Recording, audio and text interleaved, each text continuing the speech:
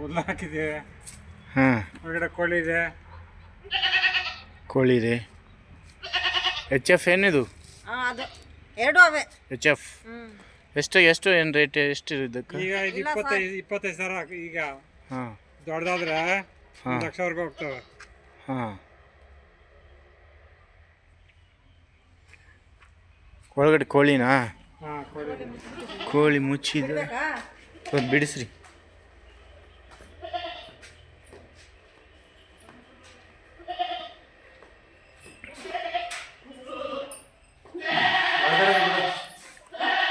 ಬಿಡ್ರಿ, ಬಿಟ್ಬಿಡ್ರಿ.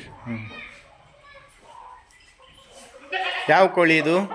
ನಾಟಿ ಕೋಳಿ. ನಾಟಿ ಕೋಳಿನಾ? ಇಡಿ.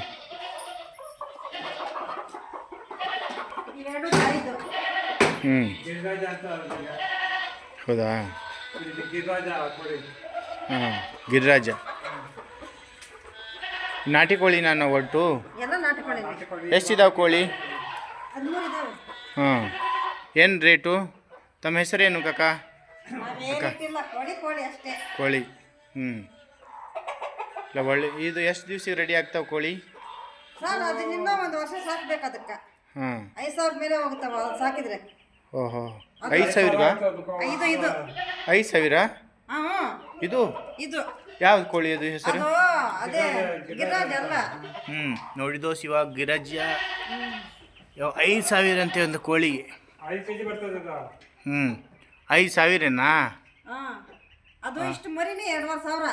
ಹಾಂ. ಓಹೋ, ಹಾಯ್. 5,000 ಕೋಳಿ. ಅಕ್ಕ ಹಾಯ್ ಮಾಡು. ಸರಿ, ಬಾಯ್. ನಡಿ ತೆಗೀರಿ. ಹಾಯ್.